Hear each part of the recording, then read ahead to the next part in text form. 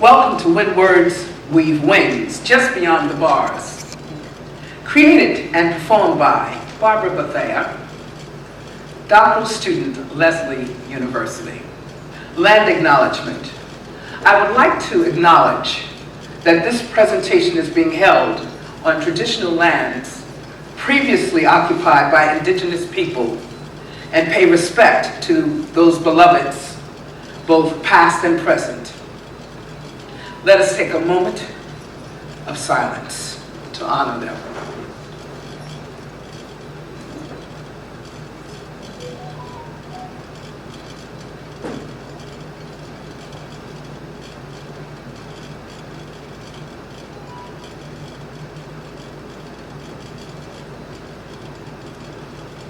Thank you. This research is dedicated to those who were enslaved and transported through those horrific transatlantic voyages, the first imprisonment of Black indigenous people of color, BIPOC, on this land, and the countless others sanctioned through the 13th Amendment of the Constitution of these 50 United Plantations of America. For the men and women imprisoned by both mental health issues and incarceration, and their struggles to survive, for the consummate professionals that are dedicated to making a difference in this population, especially my professional family, the licensed creative art therapists, LCATs, that help to celebrate the arts in all of us everywhere. For the brave souls that participated in this research, who I've called winged warriors, that have given voice to their lived experiences behind and over the walls of the incarcerated and formerly incarcerated individuals among us.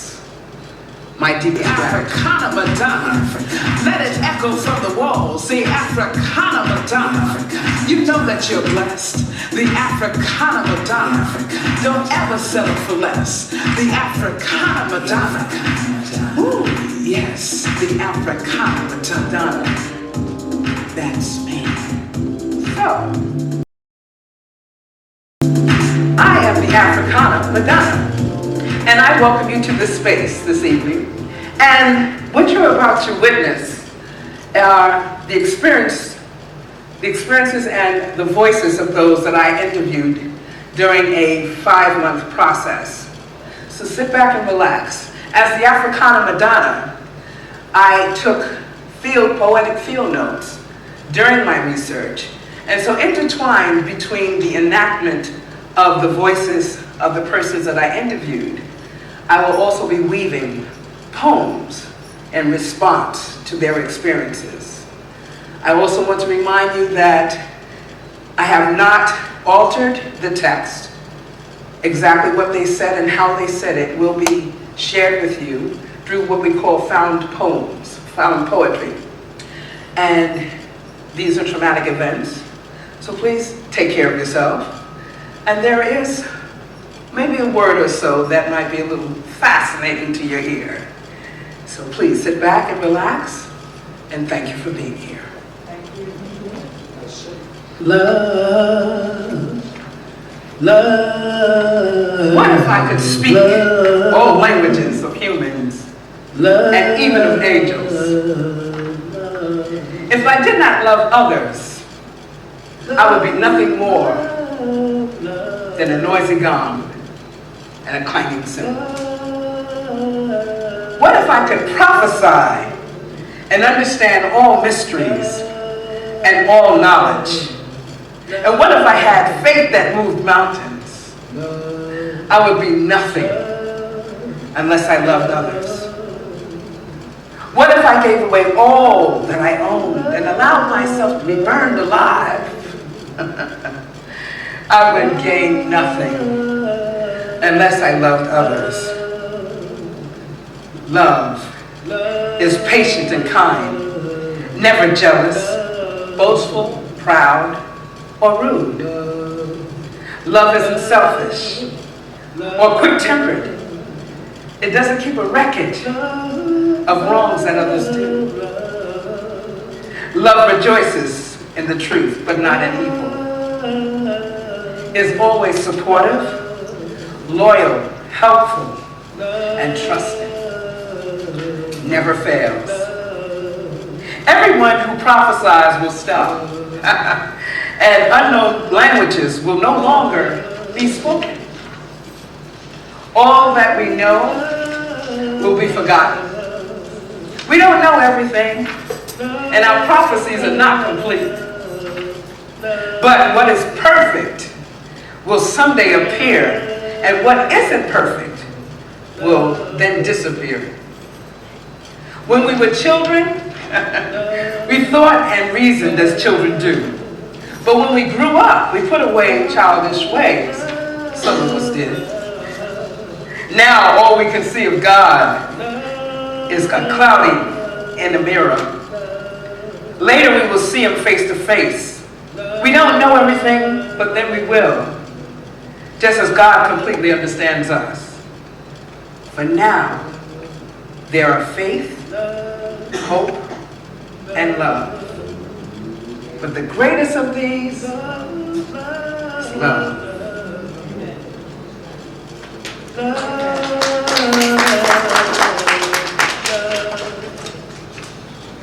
One of the participants in this study said, always lead with love. Love always wins. And so therefore, I wanted to share with you that love letter. That love always wins. Shall we continue? Now we will begin to weave the words.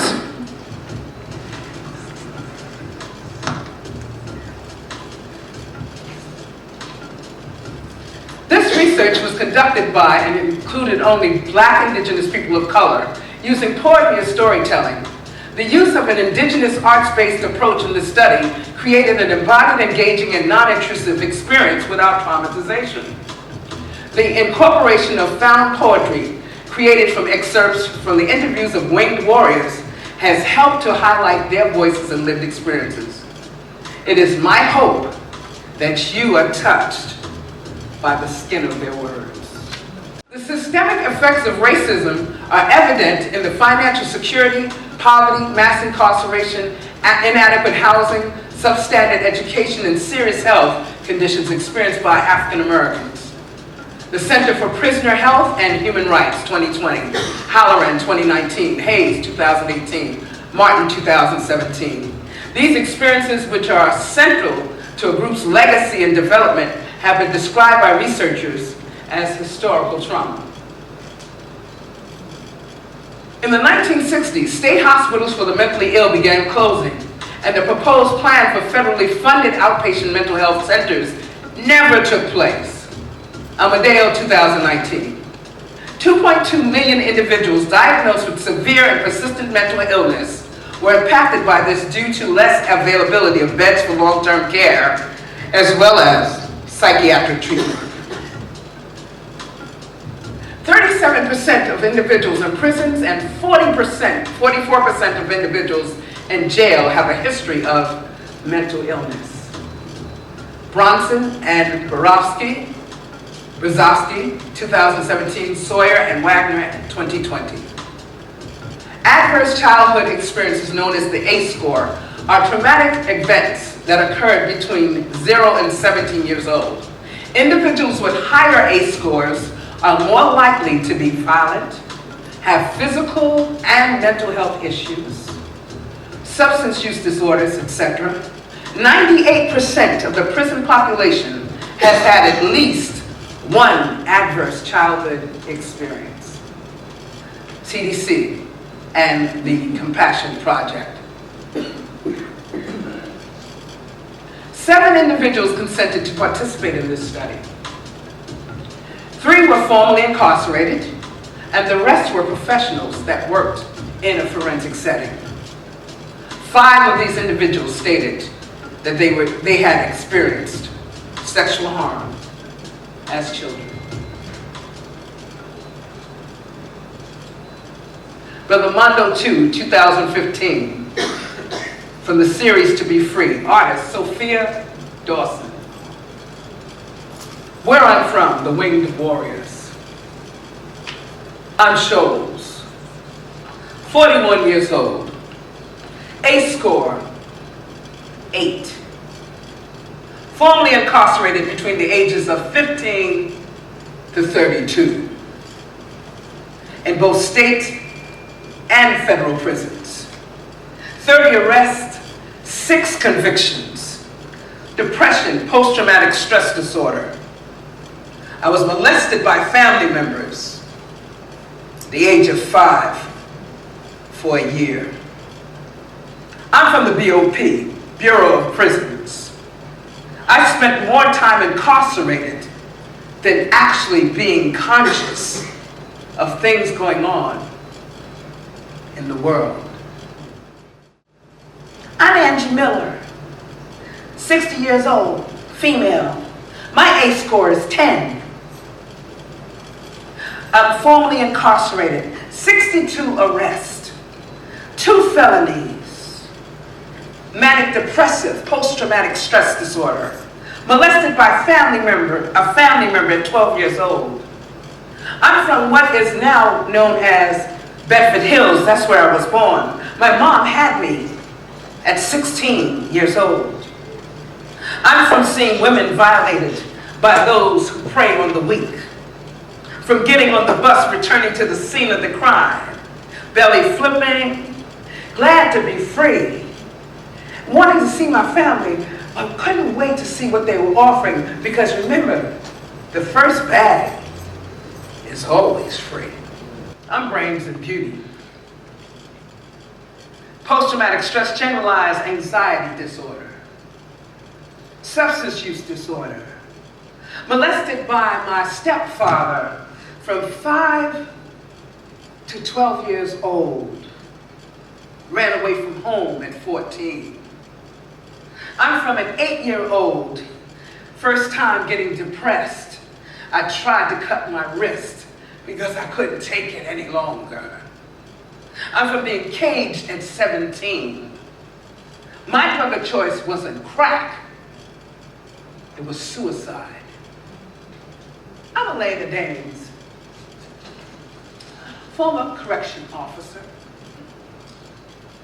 I worked for New York City Department of Correction from 1983 and 1987. 11 months. I couldn't pass probation, too busy partying. I have an ACE score of 8. I was molested by my step-grandfather, 9 to 12 years old. I grew up in an abusive home with my grandmother and my parents. I had substance use disorder. I'm from turnkey. That's what they used to call corrections officers, to maintain care, custody, and control. I'm from being raised by parents who were correction officers.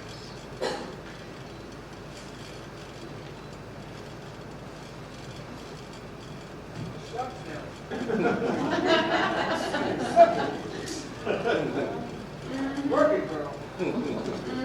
I'm Sanaa Lathan, 31 years old, former correction officer.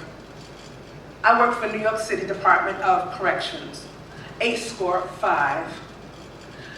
Raped at 10 years old by my mother's boyfriend for 1 year. Alcohol abuse. Depression. I'm from fold your keys, locked doors, on the count, dinner's ready, line up for chow, and care, custody, and control. Taking care of other people's children that were neglected by society. I'm from black young men. 5 of them graduated from Columbia University because I pushed them. I made someone else's child feel safe. I am the big homie. And my gang was God. I'm Clay. I'm a licensed creative art therapist. I worked at the service for 6 years. I'm from color, shape, sound, movement, and meditation, providing the ability to imagine and express yourself. I'm from being threatened by the people that I tried to help and helping them anyway. I'm from being attacked at work and coming back 2 days later. I'm Brooklyn by way of Queens. 46 years old. Licensed creative art therapist. A-score 2. I witnessed violence and abuse. I used to provide group therapy / for inmates at a forensic service at a major city hospital. I worked at the service for 11 years. I am from performing plays and readings with my clients, Raisin in the Sun, from speaking with some of the officers about mental illness and them actually trying to be supportive of the client. And from the moment of believing in transformation for change, I'm a survivor of a system that doesn't want to change.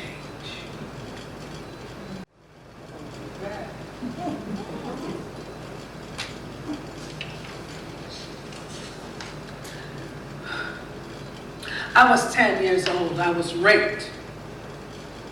I was raped. And I told my parents after that person passed away. And the person that was most hurt was my grandmother. She said, "You tell me everything." I had to tell my grandmother. I mean, because, like, you tell me everything, and the situation caused me to hate my mother. But as I keep growing older, I realized my mother didn't know anything about what was going on. She was depressed. My mother had me when she was 16 years old. My grandmother was abusive to my mother. And I had to go live with my mother when my mother had to go to work. When my grandmother went to church, my grandfather abused me between 9 and 12 years old. He owned a fountain shop. Used to give me hamburgers, floats, money to reward me. When I told my mother what was happening, she said, "Grown people don't act like that." I was stuck. I was filled with anger. I was good until I said something. I was the best child until I said something. And then the narrative changed. See, somebody would have to explain. Somebody would have to explain. Somebody would have to be accountable. I'm a product of rape. And so my mother said, she just doesn't want to listen. She just, you know how she is. That phrase still triggers me to today. My mother would say, "I'm not the one that raped you."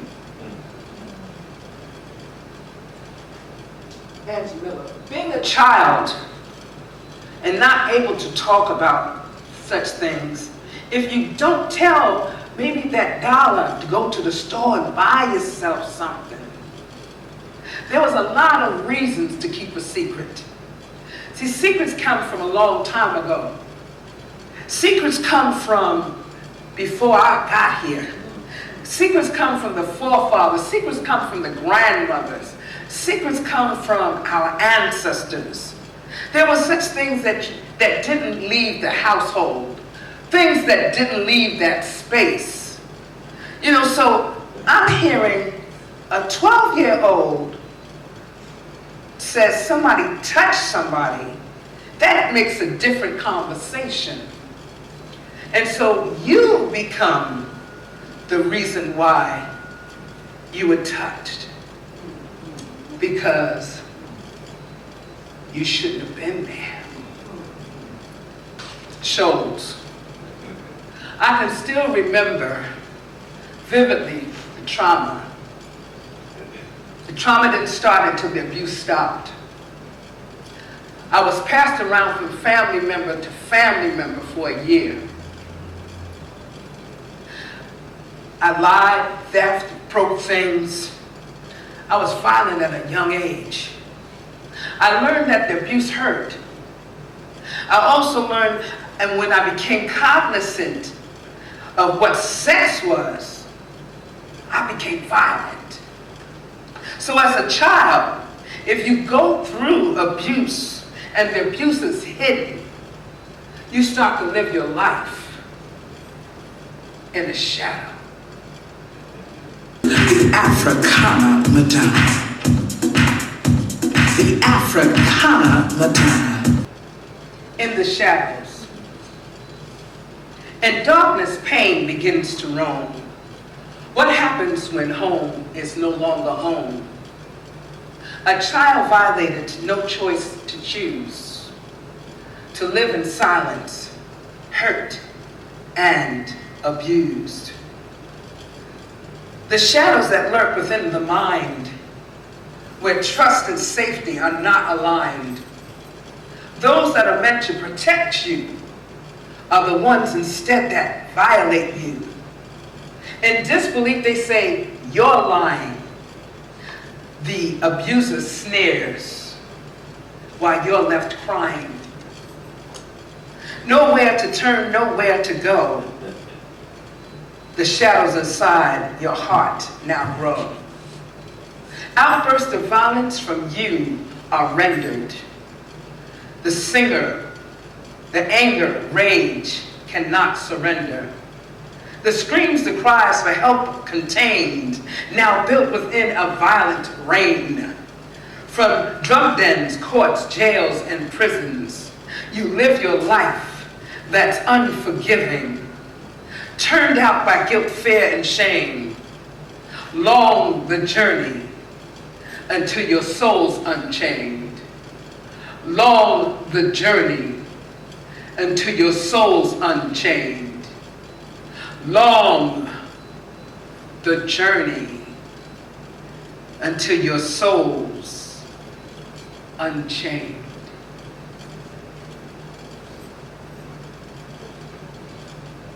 My mother would come home at times and say, "Lock the fuck up." And I would say, "Mom, excuse me, but you're not at work.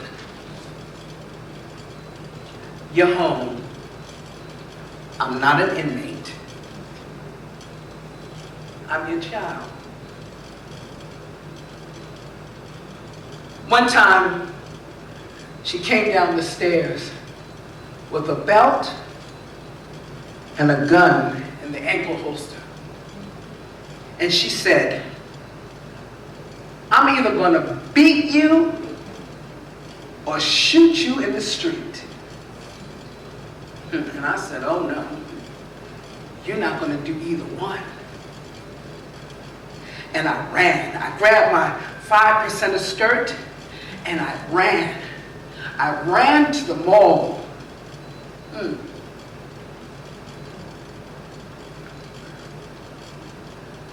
You know, she was bending down for that ankle holster. She was bending down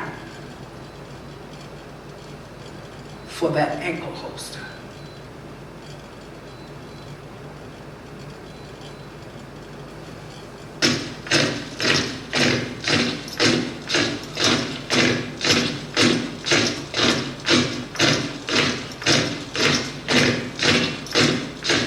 It was one of those 6 o'clock in the morning, you know, officers dressed in armor and all of this gear. And I remember the first time I was terrified. Because I didn't know. I didn't know that was part of the routine. And these people was all masked up and you couldn't see their face. And they would get up and it was armor, and I might have seen something like this in a movie or something. And I felt so violated. Dogs were sniffing my clothes. They were running up and down on my bed. They tossed my lock and everything was all over the place. Your stuff was everywhere. And they took food. And it was just disgusting. And they treated you like you were nobody. And you couldn't say nothing. You couldn't utter a word. And those were horrifying days. And I remember just sitting there after it all took place and listening to the officers laugh and talk about what they had just did. And I sat on the edge of my bed. And I remember saying, God, you know I don't deserve this. I've done things, but I don't deserve this. And it was so scary. And I was 7 hours away, but no one could come to rescue me. Can't nobody rescue you because you're up there with them. And I was just feeling abandoned. And I wanted to go home. What could you say? Please, God, please.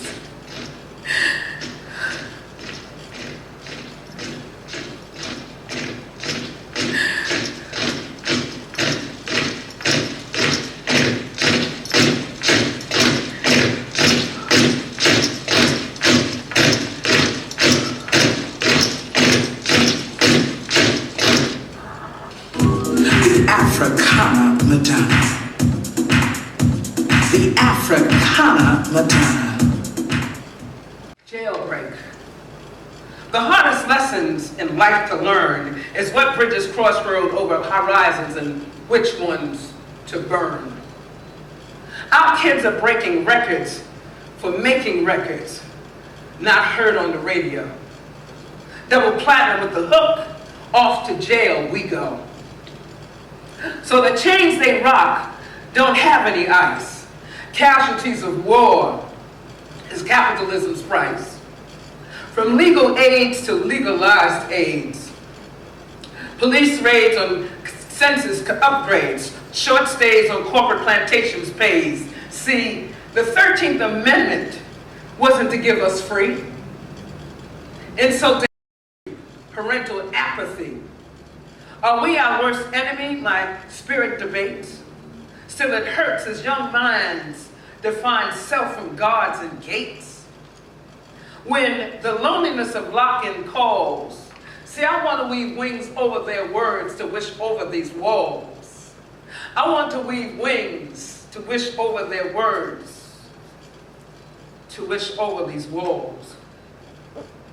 Through paper and pen, scribe visions of men and women that understand their plan is to mark them for life, using captivity to breed impulses to fight, till they are left for dead and no sense of wrong and right. But for now, all we can do is right. Praying hindsight gives birth to foresight. And catharsis of blood, sweet and ink, 'cause as long as we think our swag to swole and work in Burger King, but in the mess hall in jail, we turn up to do our thing.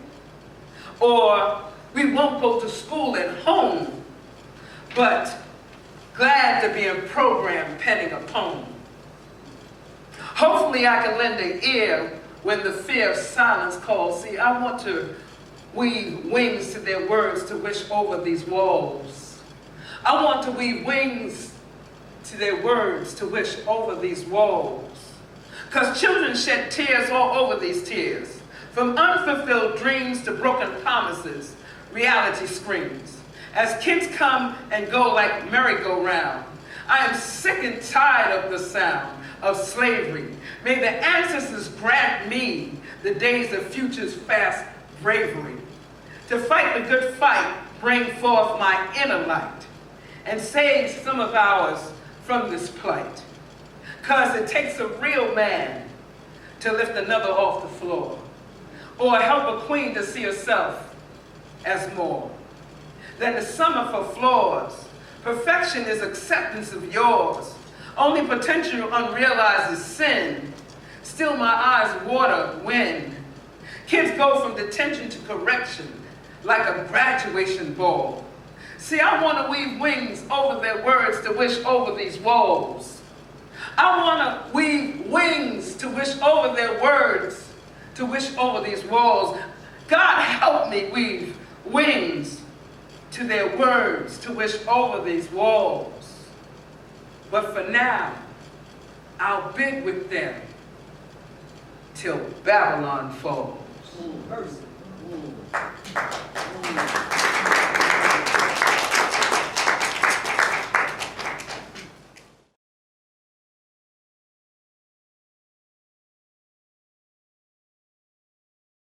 Shows. I feel that bad that I made it out because you meet some people behind the wall, behind the fence, behind the barbed wire.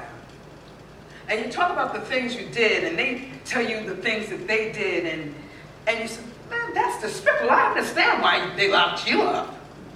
You know, and you might have done something not as bad as them, but you get to know them, and time goes on, 5 years, 8 years, 10 years, and you see them getting older. Some of them were there before you got there.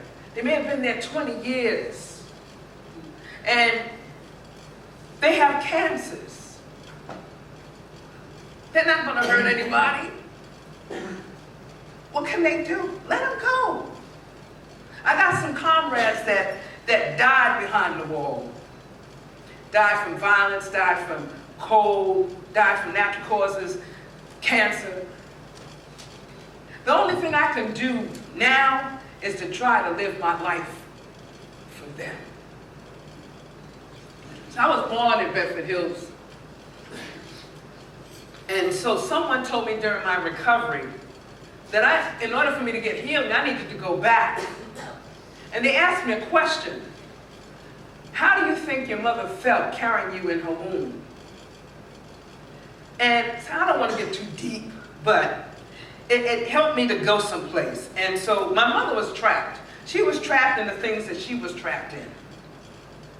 And she didn't make healthy decisions.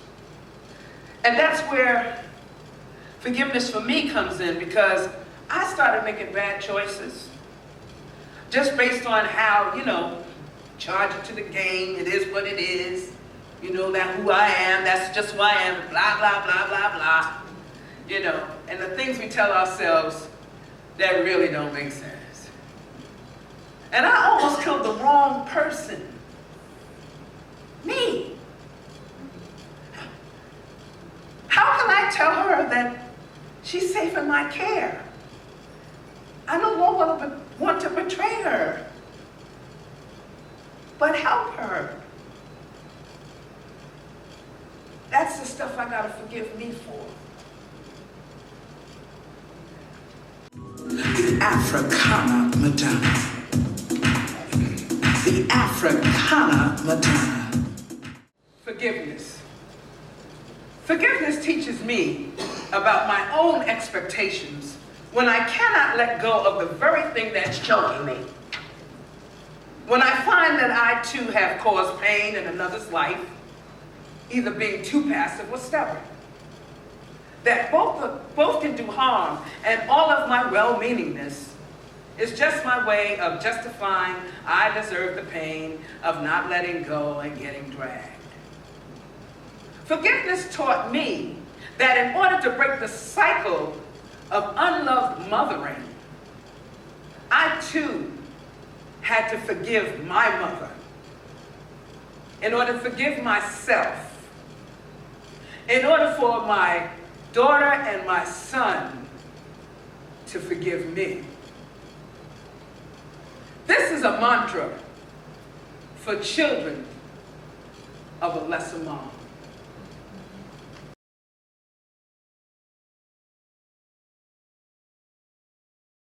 Brooklyn by way of Queens. It's almost like I regressed as a child. I had to plead for so many things to occur, whether it was rehearsal time, it was guiding my interns to make sure that they were aware of things like, is the patient literate? Don't assume anything.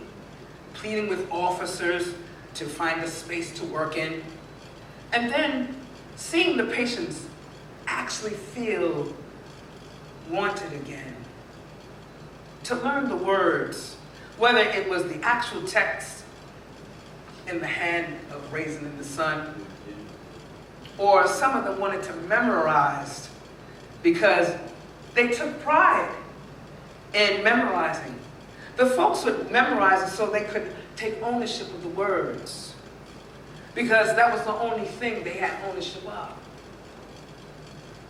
And so they used the words to just emulate the feelings of what was experienced, such as Walter or the other folks in Raisin in the Sun. And seeing the treatment team came and seeing them react. You know, the treatment team was primarily white. And I was the only black man there. But you know, seeing the tears in their eyes at the end of the play, you know, the treatment team, that it just was a sense of pride that the men had again being able to complete this very rich, complicated, and historical text before this audience. So I get a little emotional sometimes when I think about it.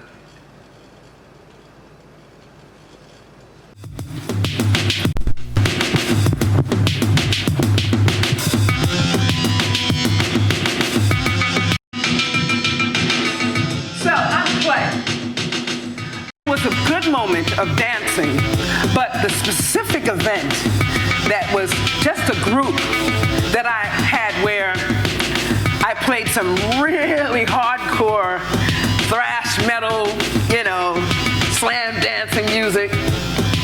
And it was really intense, loud, and it was really aggressive.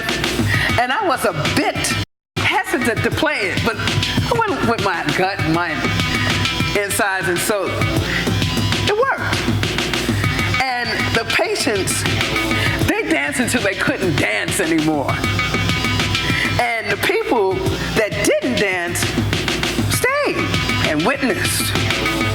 And it was a moment that we just flailed our arms around and let out everything that was feeling, you know, everyone respected their boundaries. It was a beautiful thing. And it only happened one time and never again. And it was at the same time, you know, I would walk into work and someone would say, one of the patients died. And you kind of wondered, well, who was it? And was it on our unit or was it on another unit? And leadership didn't disseminate the information clearly. And so you didn't know. And it felt kind of eerie, you know, to hear that someone died in your community.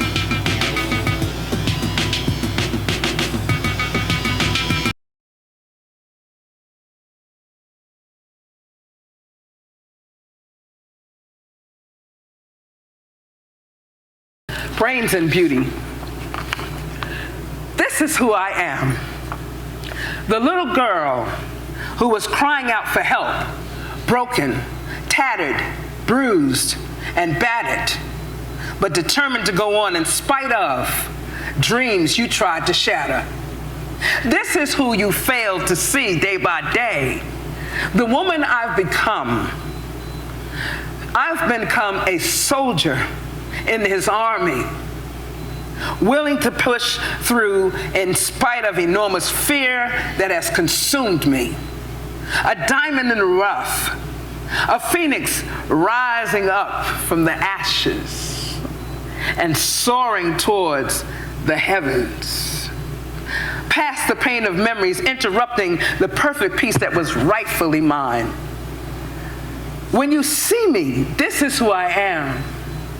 I am the woman that stands before you, brushing off the dust, pushing past the enemies of the past, moving forward and looking back, complete and full, standing tall, a perfectly imperfect human being, and so much more than you realize I would be.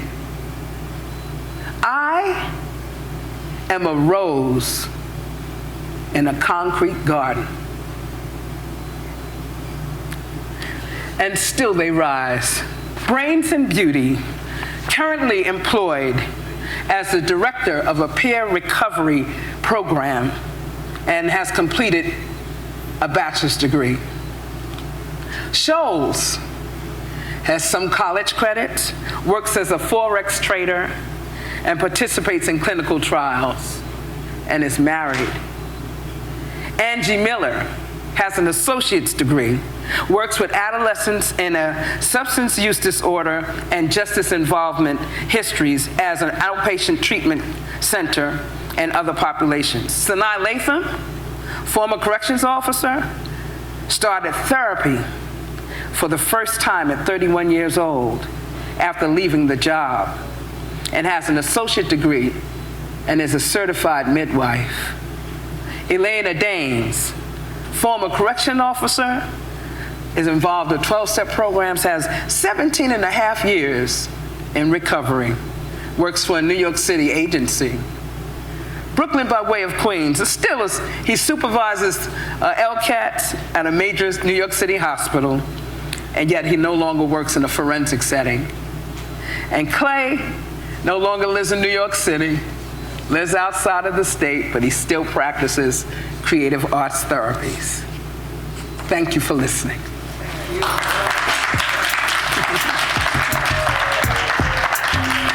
Thank you.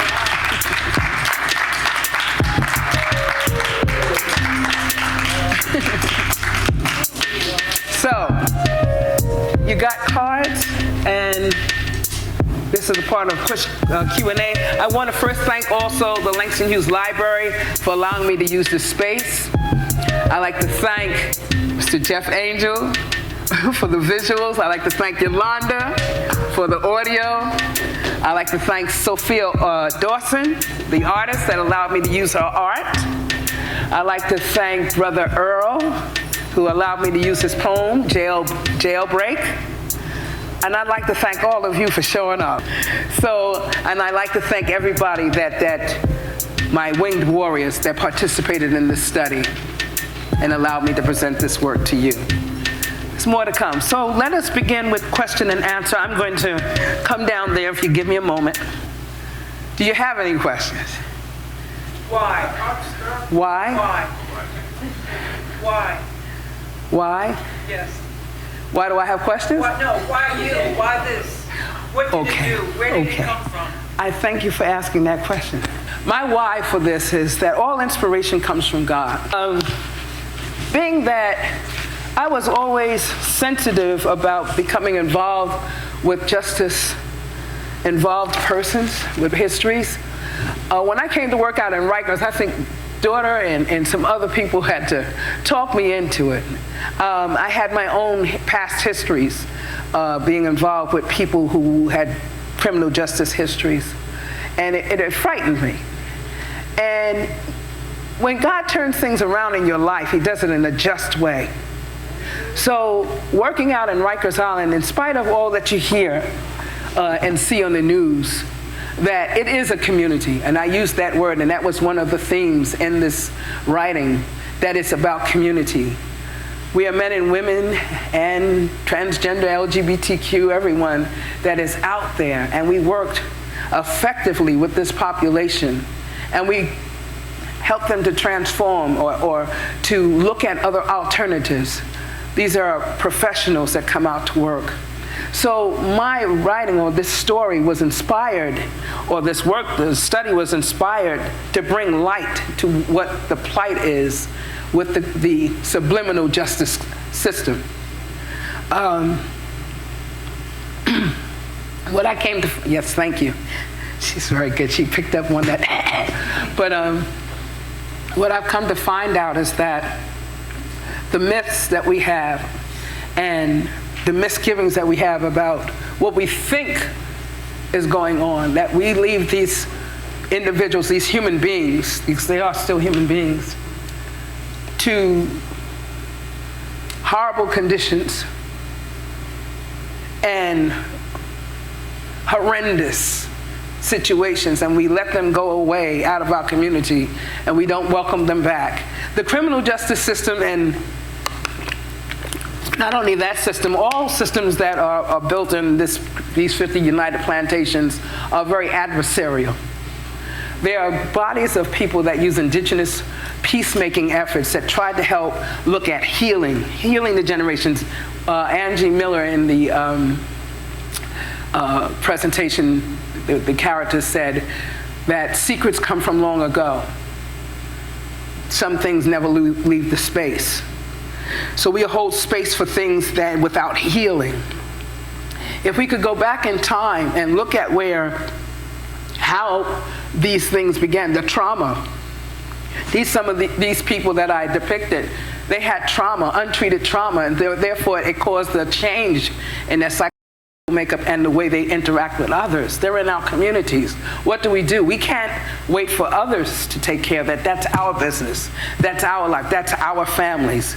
We have to stop and stop distancing ourselves from the things that are not comfortable to talk about, not convenient to look at. We cut off this whole population as if they're supposed to be over there and we're over here. This is community. These are our people. We need to come back for them. That's the why. That's the why. Thank you. But I'm a reflection of you. Just to put a little bit behind that, I used to be a professor at the College of New Rochelle, which is now defunct. And I ride on the wings of my darling, precious Andrew P. Jackson, Sekou Malefi Baka. Yeah. Professor at Queens College in York, right? Both? Queens and New York? Yes. And both him and I have conferred that when we teach, it's not teaching at, it's teaching with. I didn't teach, I reached. I never called myself a teacher, I reached. So when Sierra, much younger, much more beautiful as well, Sierra used to sit in my class with her phone taking selfies. How many selfies? But anyway, so she was young, but she's grown up to be a queen. And the bottom line of it is that I would open the class for discussion. She felt open enough to share her histories. I'm not going to tell her story, but she talked about her stories, and then she was open enough to really begin to look at the process for healing. When you can heal others. You can't do it from a broken place. So this body of work, if you will, these people, some of them I met along the way. The Scholes, I had never met him. We met virtually in my interviewing space. You hear their stories. Some of what they shared with me, they had not shared with others or hadn't mentioned in a long time. During the interview, they kind of teared up. Scholes told me that aside from his wife, he had never told anyone else. Scholes is the one that was incarcerated from 15 to 32. Federal prison, when you're in federal prison, you don't go from jail to jail, you go from state to state. So that means your family won't see you. You are in New York, then you're in Arizona, then you're in Texas, then you're in Jersey. So you go from state, unless you got plane fare like that, your loved ones aren't going to see you. So when Angie was talking about the dogs and the abuse and how they just trashed you, trashed your stuff, family can't get to you. So we're talking about giving voice to those lived experiences behind these walls. Understood, yes, that if you've done something, and even the participants themselves said, yes, we did wrong, but we're human beings. We haven't lost our humanity. Why are you treating it? Because you can. And then you heard the other side, the correction officer was talking about how she was socialized in her own family. So if her mother and father was treating her like that,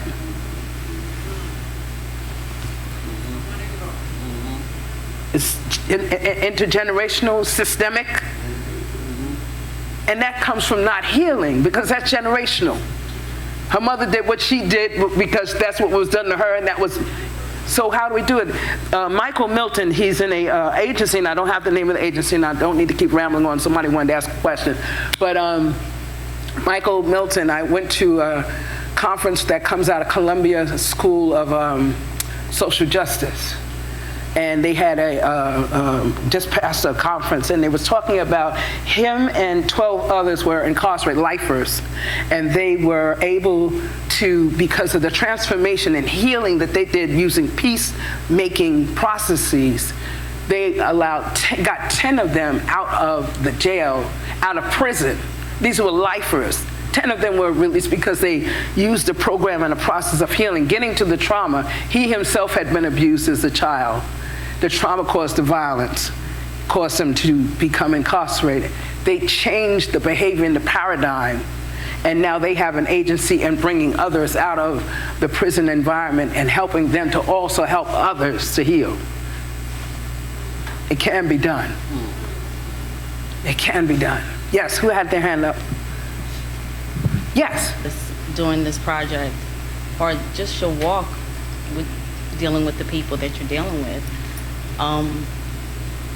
Finding yourself, and like you said, you have to be free, but there's still parts of you as you're still doing it that God will reveal the hidden weeds that will creep up if you don't learn from the people you're teaching, because the people you're teaching have a voice that can also help you or help us. And I think when much is given, much is required, and when we give back, when we're free, we can give back to help people, and those same people can realize they have a purpose to help someone else. So I thank you. Thank you, sweetheart. Thank you for being here. Just so everyone knows, I have no idea this was going to happen. What was said here is all new to me, okay? I just want to thank you for conveying the drama, the trauma at all levels. You gave voice to the unseen. The blaming the victims, and the rows of concrete. You know, I thank you for the creation and the breakthrough. Just a question about the A score. Can you please explain that a little bit? Because I must have missed that piece, and I just want you to elaborate on it. A score stands for Adverse Childhood Experiences, and it was created by Folletti, Dr. Folletti. There is a, if you can, go on YouTube, Healing Neen, N-E-E-N, Healing Neen. Just look at that documentary. But that one was when I first became aware of such a thing as an ACE score. It's an assessment that Dr. Folletti looked at, that children that go through 10 particular questions, and if the higher the score, the more adverse the impact is on your lifespan. You may have 20 years less in living because of the trauma that you've experienced. So if you notice, when I said ACE score, Sholes had 8, Sanaa Latham had 5, Angie Miller had 10, Brains and Beauty had 8, and Brooklyn by Way of Queens had 2. So that was 5. So the lesser the score, the less, it's not saying it's less traumatic for you, but the higher the score, it indicates it affects you psychologically, mentally, emotionally. More than likely you are going to be in substance use disorders. More than likely you're going to have a criminal just history connection. You know, you're going to be in the systems. You know, it affects marriage and relationships. There's a lot that comes from the adversity of having these childhood experiences. So a child who has been sexually harmed and has to hone that and has to keep that in silence. This is what happened. You heard the stories. The mothers, and because I've worked in substance use disorder, and just as you say, Ira, that I've heard that story. I have had the opportunity, and I'm saying all of this is God-inspired. I would not have chose this subject. I have other things that I can write about, you know, and there's something I did write, and I'm going to read this to close it out, but I had a mother and a daughter to sit down in front of me because I used to try to do reconciliation, and that was part of the treatment issue. The daughter couldn't seem to stop smoking the marijuana or whatever it was at the time.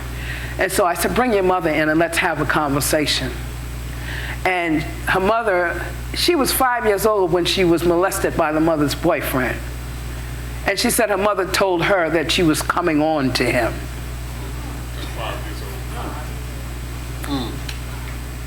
Can't make this up. And the mother finally, you know, left that relationship or whatever and kind of got in a better mental space. So they sat down in front of me, and the daughter confronted her on that.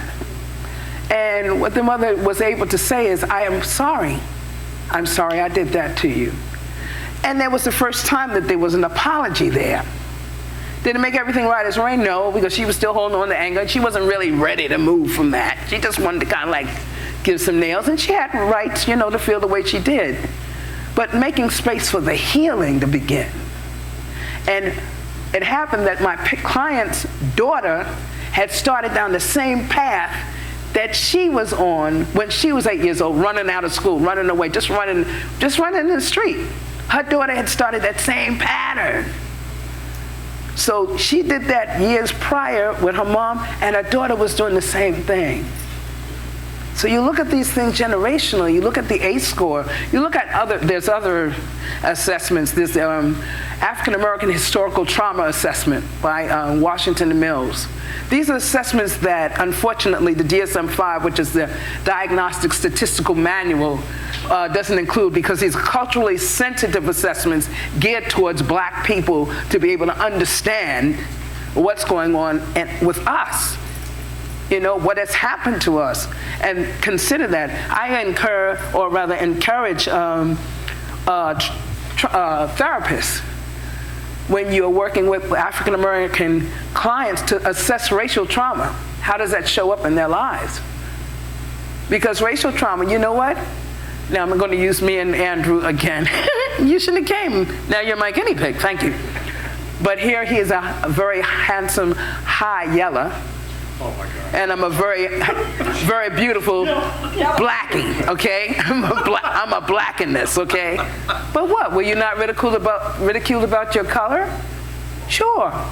He's ridiculed, I'm ridiculed, right? There's stigma, there's self-esteem, all of that. We are affected by that. It affected the way I was socialized. It affected the way that I perceived myself. It affected the way and who I interacted with. But when I come into therapy, has anybody ever asked me how did that impact my life? No. No one has ever asked that. Those are new trainings that I've been involved in, but those are new considerations. When you are working with your African American clients, you need to be asking questions that are pertinent to their lived experiences and not assume. And Erickson can't help me with that, sorry. Nor can Maller or Freud.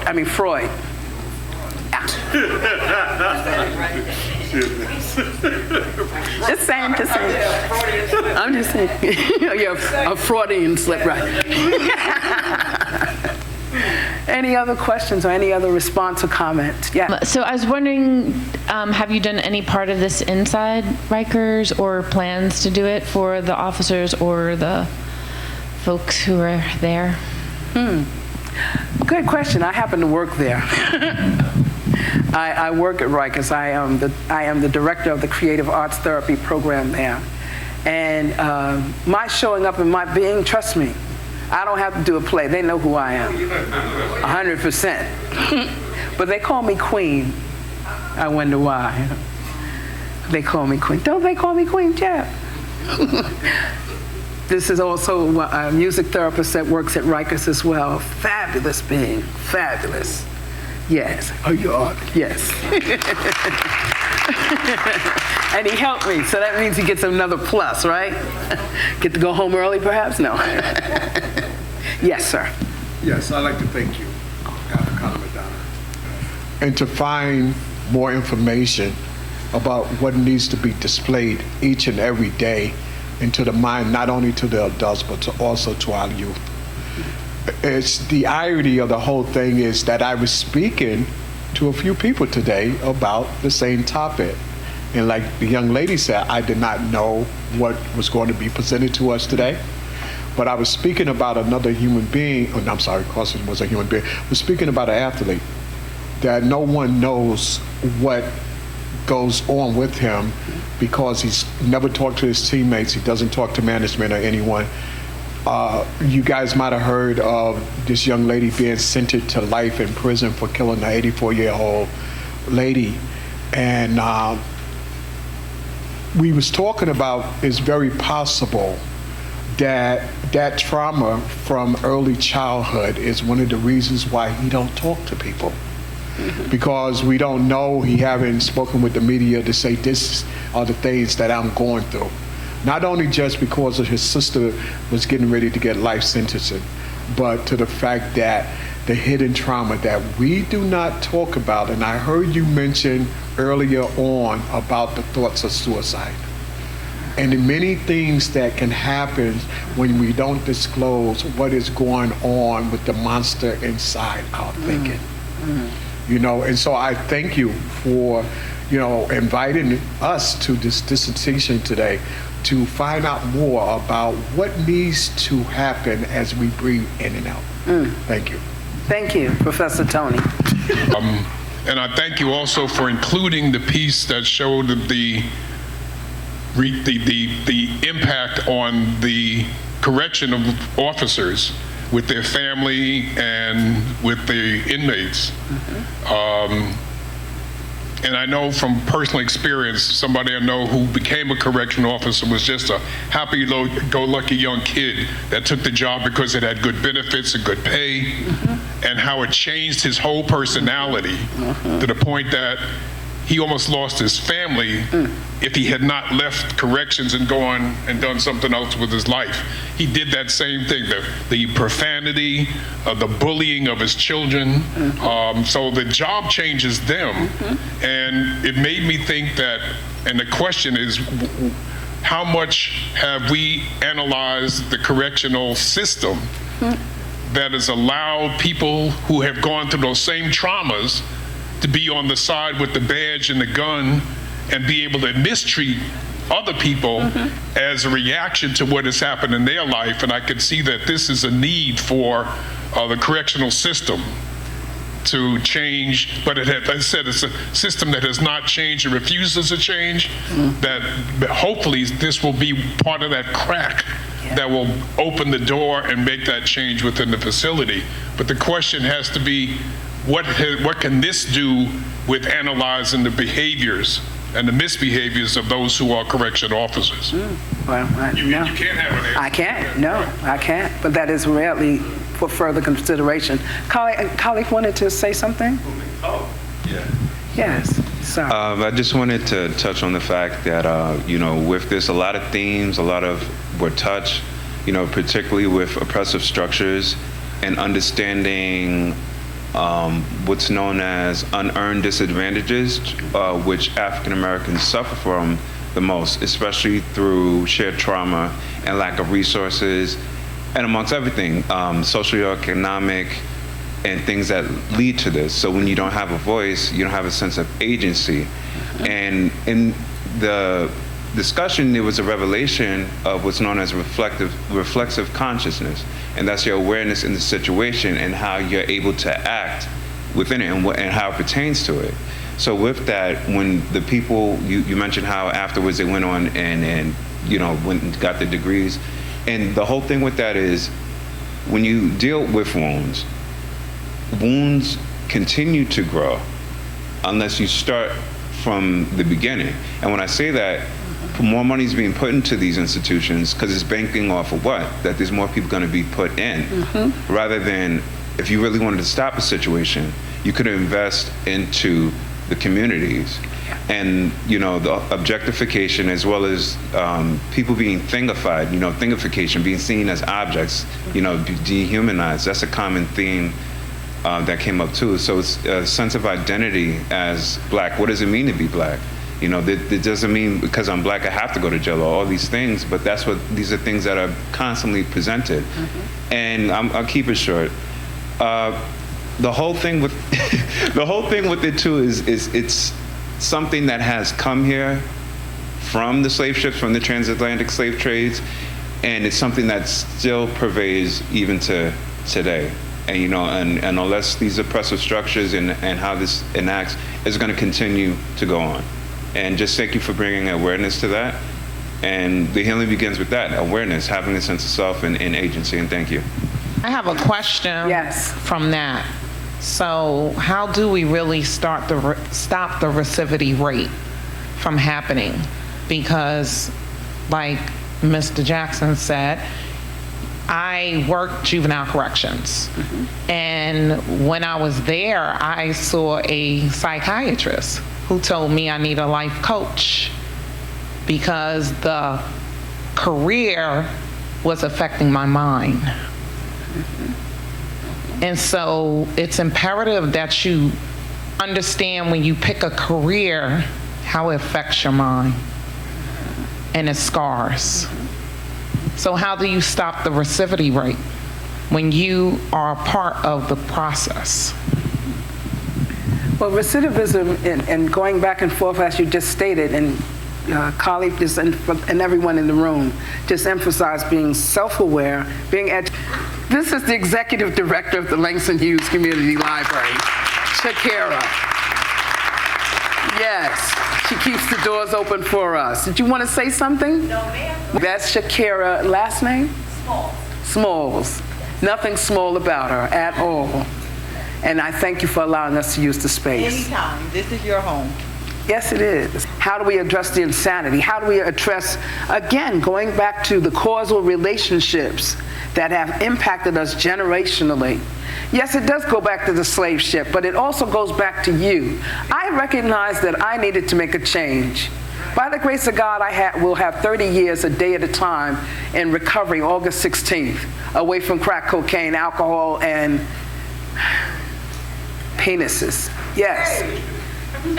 Talk it, girl. Talk it. The penisaurus. Anyway, but that shouldn't be on the tape, should it? But anyway, so, but I'm saying that to say that I had to address my maladaptive behaviors. In order for me to be fit in this community, to do the work that I'm doing, I had to look at me. Most people don't want to look at themselves in the mirror. They don't want to adjust the lens. They don't want to do the hard work, get honest and get truthful, and be unapologetically you. And it takes work. And I didn't just arrive here. This didn't just arrive in me. This is a process of change and a cathartic change within my spiritual realm, within my mental realm, within my capacity to hold space for others, because others have held space for me. Ebony Nichols has held spaces.